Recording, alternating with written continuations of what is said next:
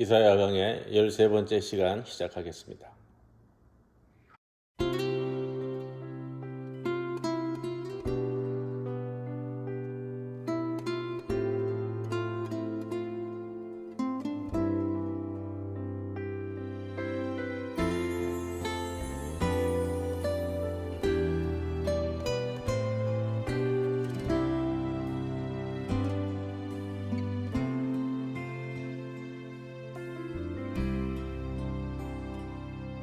내가 걷는 이 길이 혹 굽어도는 수가 있어도 내 심장이 울렁이고 가슴 아파도 내 마음 속으로 여전히 기뻐하는 까닭은 하나님은 실수하지 않으심일세.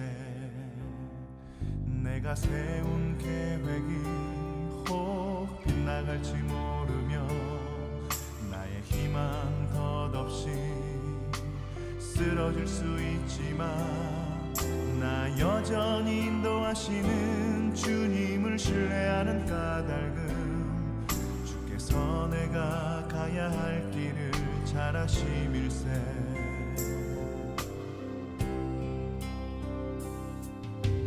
어두운 밤 어둠이 깊어 날이 다시는 밝지 않을 것 같아 보여도 내 신앙 부여잡고 주님께 모든 것 맡기니 하나님을 내가 믿음일세.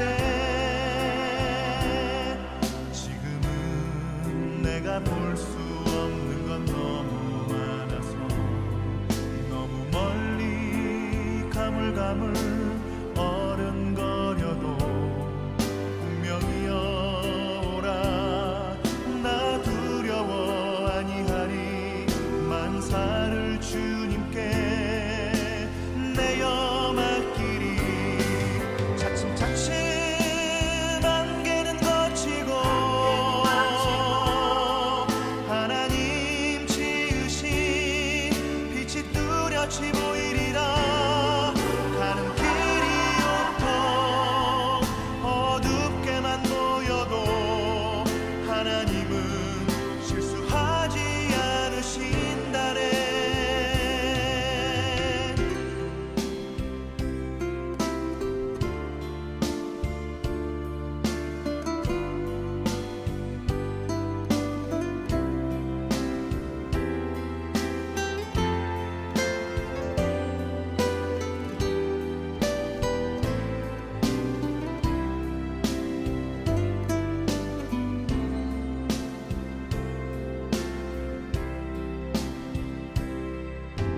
어두운 밤 어둠이 깊어 날이 다시는 밝지 않을 것 같아 보여도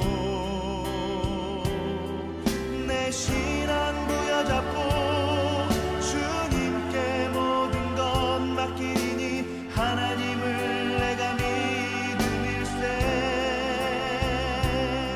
지금은 내가 볼 수 없는 건 너무 많아서 너무 멀리 가물가물 어른거려도 분명히 오라. 나 두려워 아니하리. 만사를 주님께 내어 맡기리. 차츰차츰 안개는 걷히고 하나님 지으신 빛이 뚜렷이 보이리라. 가는 길이 온통 어둡게만 보여도 하나님은 실수하지 않으신다네. 가는 길이 온통 어둡게만 보여도 하나님은 실수하지 않으신다네. 하나님은 실수하지 않으신다네.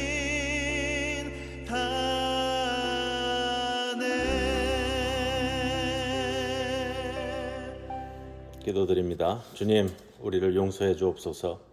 주님의 은총에 반항하고 주님의 뜻에 반했던 우리 모두를 용서해 주옵소서. 믿음과 사랑이 부족하고 봉사에 냉담하고 게으르며 나태한 우리를 용서해 주옵소서.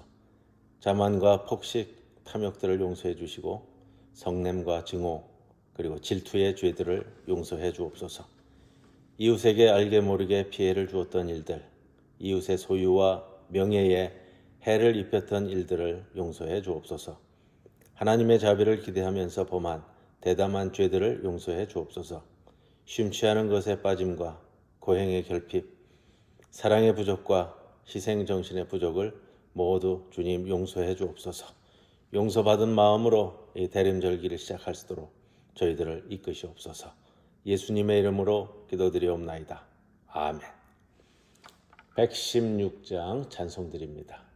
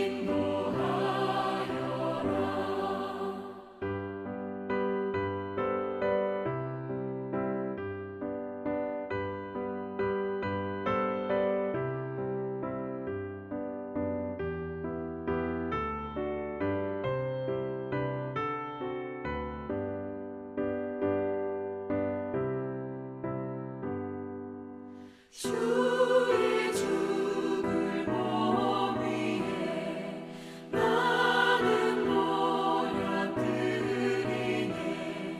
세상 모든 죄인 위에 십자가 지셨네. 오 단일 밤의 밝은 별 아름다운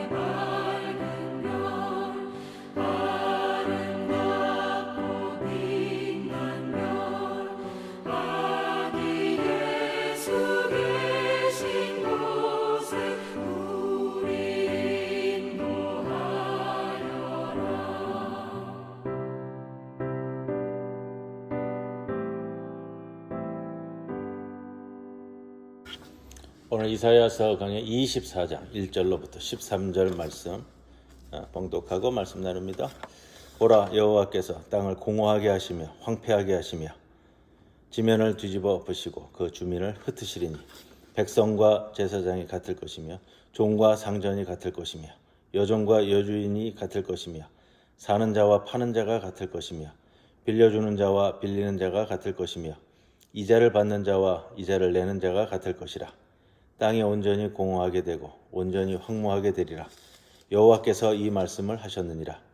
땅이 슬퍼하고 쇠잔하며 세계가 쇠약하고 쇠잔하며 세상 백성 중에 높은 자가 쇠약하며 땅이 또한 그 주민 아래서 더럽게 되었으니 이는 그들이 율법을 범하며 율례를 어기며 영원한 언약을 깨뜨렸습니다. 그러므로 저주가 땅을 삼켰고 그 중에 사는 자들이 정죄함을 당하였고 땅의 주민이 불타서 남은 자가 적도다. 새 포도즙이 슬퍼하고 포도나무가 쇠잔하며 마음이 즐겁던 자가 다 탄식하며 소고치는 기쁨이 그치고 즐거워하는 자의 소리가 끊어지고 수금 타는 기쁨이 그쳤으며 노래하면서 포도주를 마시지 못하고 독주는 그 마시는 자에게 쓰게 될 것이라. 약탈을 당한 성읍이 허물어지고 집마다 닫혀서 들어가는 자가 없으며 포도주가 없으므로 거리에서 부르짖으며 모든 즐거움이 사라졌으며 땅의 기쁨이 소멸되었도다. 성읍이 황무하고 성문이 파괴되었느니라.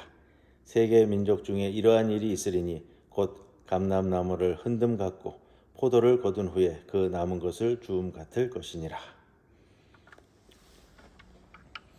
이사야서 13번째 오늘 시간이고요. 오늘은 지난주 시간에 이어서 24장으로 좀 훌쩍 뛰어넘어왔습니다. 이유가 좀 있습니다.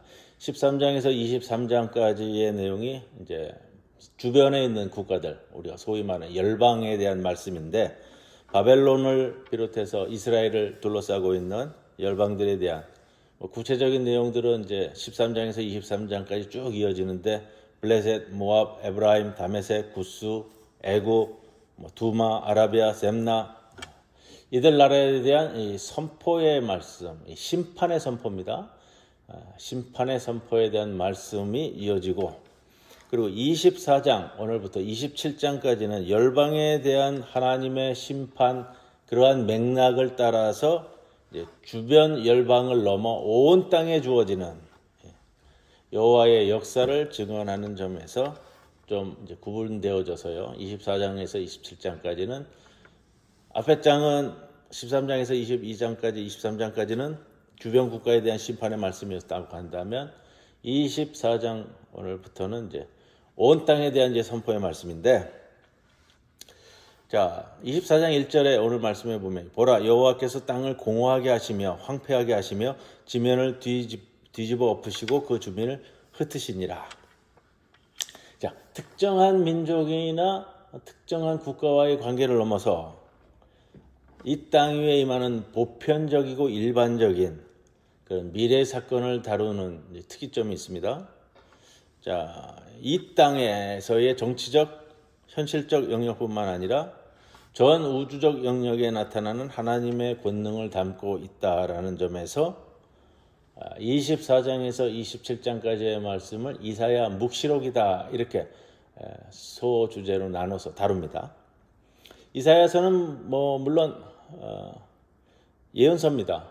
그러나 다니엘서도 앞에는 이제 바벨론이라는 아수리아에 대한 이야기가 나오고 뒷부분은 이제 다니엘의 묵시록이 나오는 것처럼 이사야서에서 이 24장에서 27장까지는 좀 구분되어져서 이사야 묵시록이다 이렇게 이야기를 하는데 자, 묵시의 내용 중에 좀 특이점이 있어요. 이런 게 있잖아요. 수평적이고 수직적인 이야기를 많이 하는데 시간적이고 공간적인 얘기를 많이 합니다. 시간적이고 공간적인데 자 이런 모든 차원을 수용하고 있다라고 얘기하는데 이게 무슨 말이냐면 수평적 차원, 시간적 차원이다라는 건 뭐냐면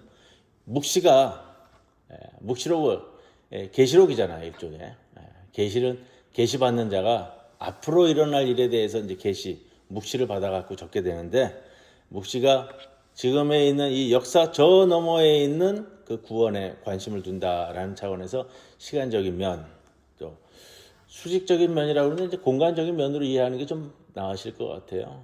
공간적인 면에 있어서는 지금 우리가 살고 있는 이 공간에서는 잘 이루어지지 않는 것들, 예를 들어 이런 거예요. 천사나 악마, 또 현실 이 세계에서는 볼 수 없는 것들, 또 뭐 하늘 음부, 또 쉐올 뭐 이런 거. 하나님이 계시는 천상의 성소, 현 세계에서의 공간을 넘어서는 저 너머의 공간, 거기에 대한 묘사가 묵시에 나타나고 있는 겁니다. 자, 보통 묵시록이다 할 경우에는 이제 시간적으로, 공간적으로 이러한 것들을 이제 포함하고 있는데, 우리의 관심을 끄는 것은 이 묵시록의 저자가 보고 겪는 것 중에 이런 게 있어요. 잘 정돈되어 있는 하늘. 예를 들어서 해와 별과 달과 하나님께서 다 섭리하신다. 질서정연하게. 이러한 우주적 질서, 잘 정돈되어진 우주적 질서에 대해서 이야기하면서 하나님이 이런 모든 것을 창조하시고 조율하시고 조정하시는 그런 징표들, 이런 징표들이 그걸 바탕으로 해서 이제 정해진 때가 되면 하나님은 지금 이 현실의 이 역사, 고난당하고 핍박당하고 있는 이 역사를 끝으로 몰아낼 것이고 그 절정에서 하나님께서 새로운 역사를 창조하실 것이다. 대부분 이제 묵시록의 기본적인 전제가 그렇습니다. 그리고 또 중요한 거는 그러한 그 계시, 그 묵시를 듣는 이가 그거를 받아들여서 하나님께서 이 고난의 역사의 끝으로 내몰고 있는 그 정점에서 그 끝에 그 마지막 때 그 징조를 소중하게 받아들이는 사람들은 이미 마지막에 임박해 있고 악이 판을 치고 있는 악이 전부 다 중요하게 일들을 다 붙들고 있는 것처럼 보이는 이 현실 세계가 이제는 곧 막을 내리게 될 것이다. 그거를 보는 거예요. 그래서 하나님의 묵시를 받은 사람들이 그걸 소중하게 여기는 사람들은 그렇다는 이러한 것들이 이제 묵시의 공통점인데 이사야서 24장 27장까지 좀 세분화돼서 장르라고 하는데 이사야서가 예언서이면서도 이 부분에 있어서는 묵시록적인 면들이 많이 나타나는. 그런데 조금 특이점이 있어요. 뭐냐면 우리가 요한계시록에서도 또 다니엘서의 뒷부분의 묵시록에서도 묵시 문학이 공통적으로 담고져 있는 것들과는 조금 다르다. 이런 거예요. 자, 그렇지만 여호와가 온 세상을 지배하고 주관하시며 여호와가 행하심으로 이 땅 현실 세계가 이제 곧 끝나고 하나님이 땅에서뿐만 아니라 하늘 군대도 벌하시고 하나님을 대적하는 존재를 무찌르시는 것을 통해서도 종말이 임하고 그때 세상이 오늘 본문에서 나오지만 다 뒤집어 엎어지고 이스라엘에 흩어진 자들을 예루살렘 시온에 다시 모으고 그날 구원받고 회복된 이들을 위한 마지막 날의 잔치가 열린다라는 것은 이 이사야 묵시록이 다른 묵시록과 비교해서도 공통적으로 담고 있는 내용들이기 때문에 이사야 묵시다 이렇게 이야기합니다. 그러나 좀 차이도 있어요. 묵시문학의 일반적인 특징들에 의하면 마지막 날의 때, 마지막 날에는 모든 악이 징벌을 받고 심판받고 불구덩이에 갇히고 이런 것들을 묵시문학은 마지막으로 다루는데 이사야 묵시록에는 마지막 날의 때와 그러한 징조에 대한 언급이나 설명은 거의 없습니다. 그래서 예언서와 묵시서가 예언서 안에 있는 묵시록이기 때문에 그런지 일반적인 묵시록이 담고 있는 내용도 있고 그렇지 않은 내용도 있고 경계가 좀 뚜렷하지는 않습니다. 묵시문학에 대체로 등장하는 것 중에 죽은 자의 부활과 최후의 심판, 요한계시록에도 이제 강조가 되어지는데 이사야서에서는 이게 좀 등장하지를 않습니다. 그러나 그건 있어요. 여호와 하나님의 왕적 통치에 대한 언급. 마지막에는 하나님께서 이스라엘의 왕으로서 유다의 왕으로서 이 세상을 통치하신다. 이 내용을 담고 있어요. 그건 우리가 23장까지 이루어지는 열방에 대한 심판에 대한 내용에서도 우리가 좀 유추해 볼 수가 있고요. 자, 그리고 그 마지막 때 악한 세력이 심판받지만 그들이 여호와를 경외하게 된다. 일반 묵시록에서는 이 묵시록에서 이 악인들은 영원한 심판을 받아 이게 종말에 떨어지는 거예요. 그런데 이사야 묵시록에서는 이제 뒷부분에 좀 다루겠습니다만 25장에 나오게 되는데 악한 세력이 심판을 받아 여호와를 경외하는 것으로 바뀌는 것, 이렇게 조금 특이점이 있습니다. 자, 역사 가운데 우리가 그거예요. 묵시록이 주고 있는 우리에게 의미는 뭐냐면 역사 가운데에 하나님의 계획과 질서가 있다는 것. 그래서 현재의 고통과 고난을 견딜 수 있는 그 힘이 되는 것. 지금 우리가 당하는 고난과 곤고함이 아무리 세다 할지라도 이 역사는 하나님께서 쥐고 있다라는 것을 받아들인다면 우리가 견뎌낼 수 있는 힘이 되는 겁니다. 그래서 묵시의 최대 기능은 현재 처지를 보여주고 그 상황이 전적으로 하나님의 통제 가운데 있다는 것을 보여주는 겁니다. 이것은 예언자들이 예언하고 있는 근본적인 의미와도 일목상통하는 것 같아요. 예언자들도 이 세상의 역사는 하나님이 주관하신다라는 것이고요.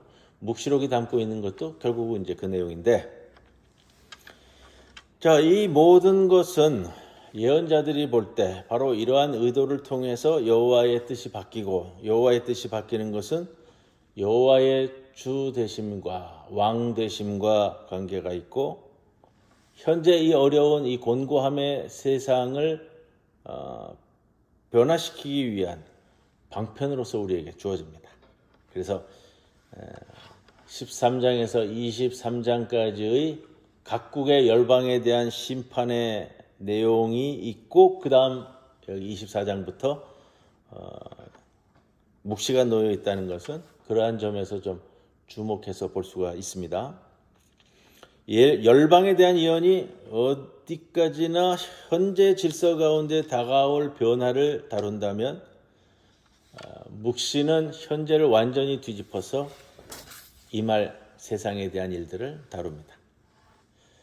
다른 예언서들에 나오는 열방 예언 모두 공통적으로 여호와께서 이 세상을 통치하신다, 주관하신다, 섭리하신다라고 이야기하지만 이사야 묵시는 여호와의 행하심에 대한 기대가 지금 있는 이 세상의 끝과 그 다음에 궁극적인 회복으로 나타납니다.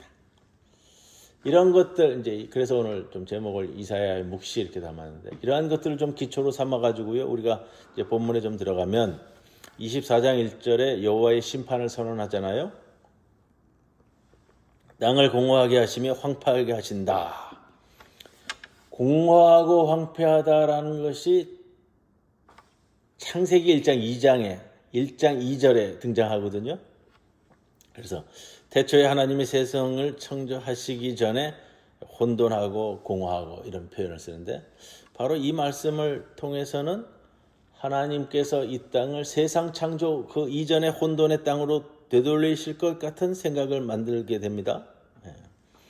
그 땅이 혼돈하고 공허했듯이 이제 다시 온 세상을 그렇게 혼돈과 공허, 텅 비워서 황폐하게 만드실 것임을 선언하는 구절로 시작합니다.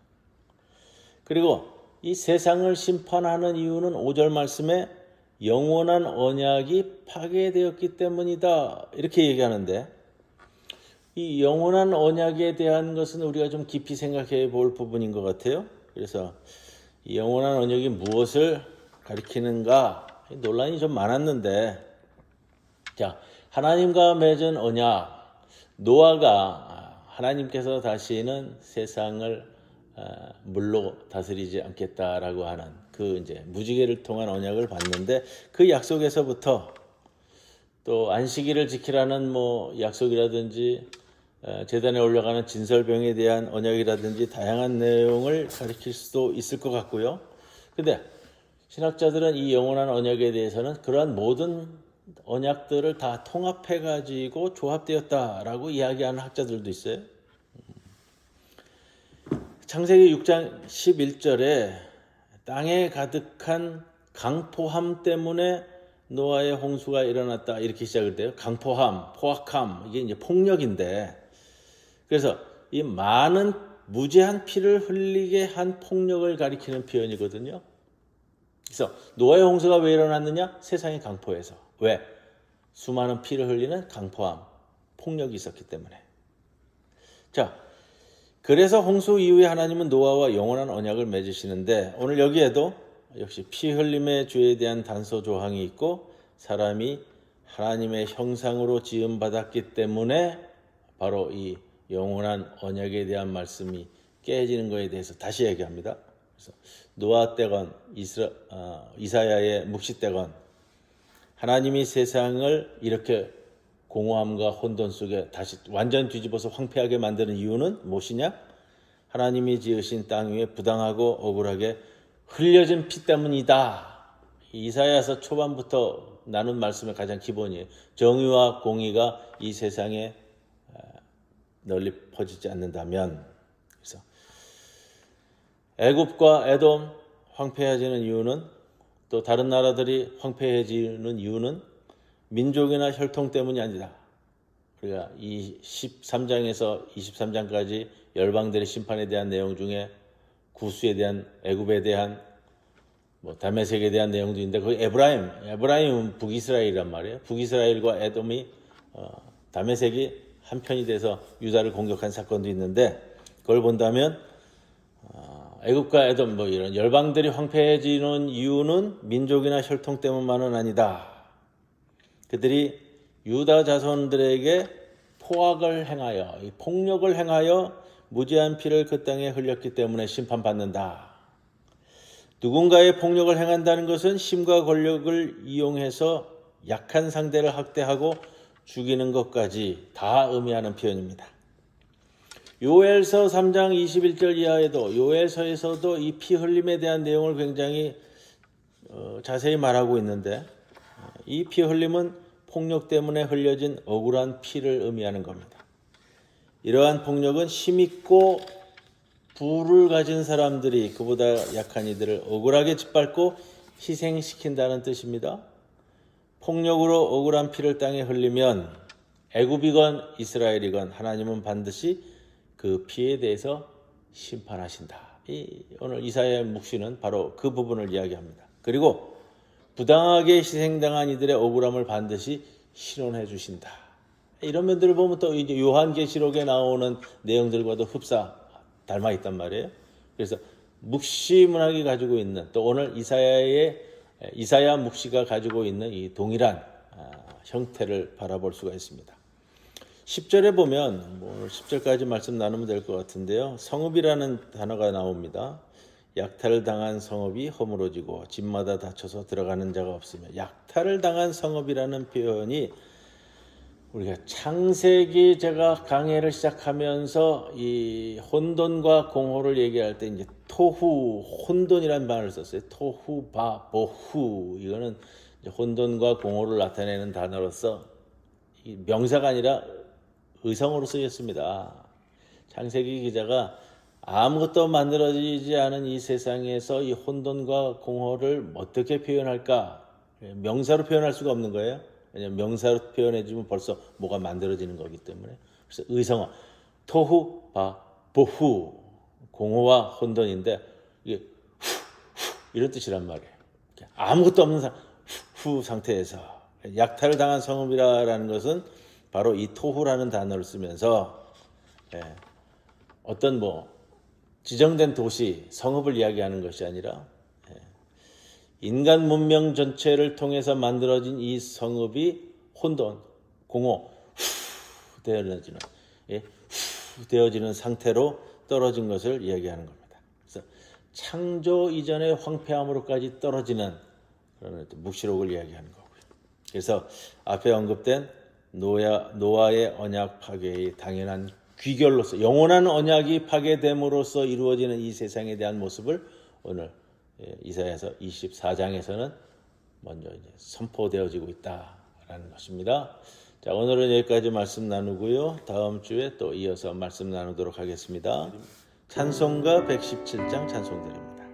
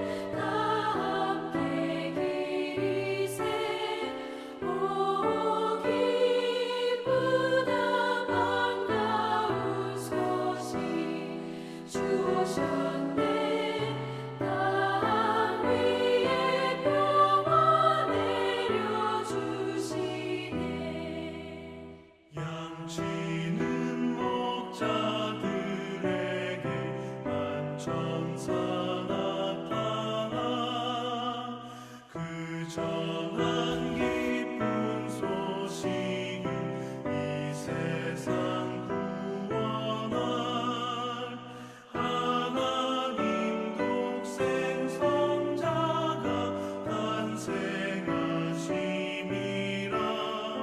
오 기쁘다 반가운 소식 주 오셨네 땅 위에 평화 내려주시네.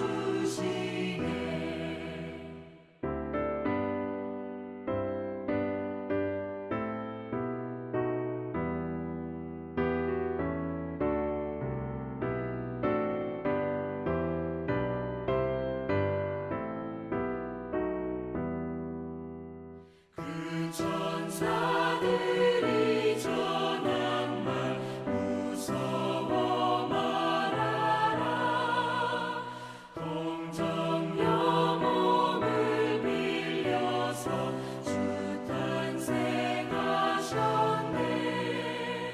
저 하늘의 영광 영광 땅에는 평화라.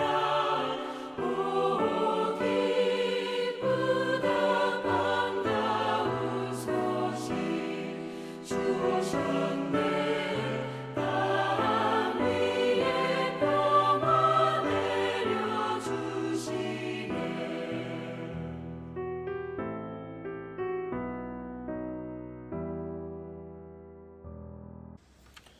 주님 가르쳐 주신 기도 함께 드립니다. 하늘에 계신 우리 아버지여, 이름이 거룩히 여김을 받으시오며 나라가 임하시오며 뜻이 하늘에서 이루어진 것 같이 땅에서도 이루어지이다.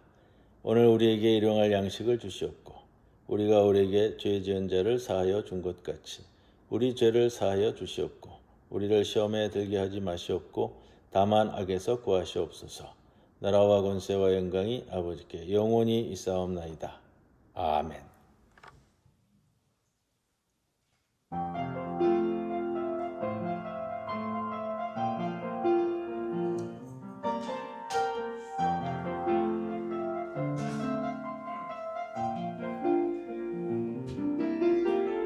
우리 손을 잡고 다 함께 기쁨으로 주의 길 걸어갑시다.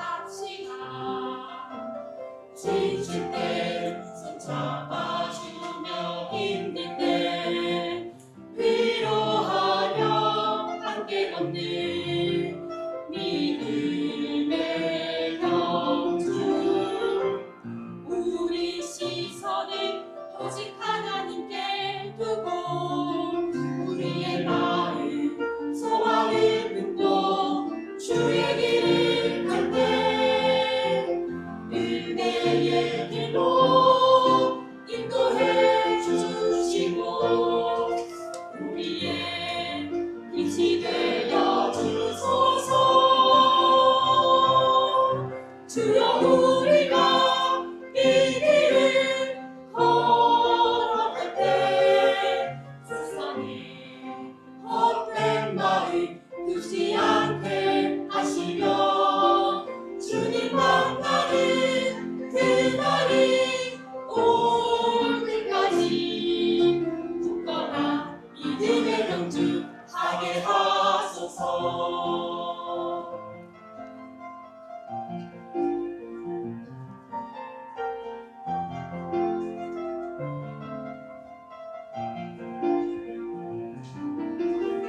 지칠 때 손 잡아주며 힘들 때 위로하며 함께 걷는 믿음의 경주.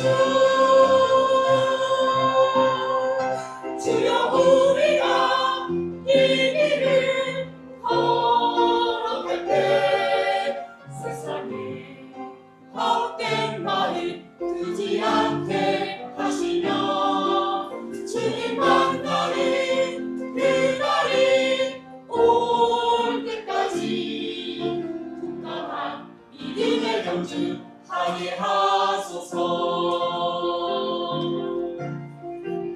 믿음의 경주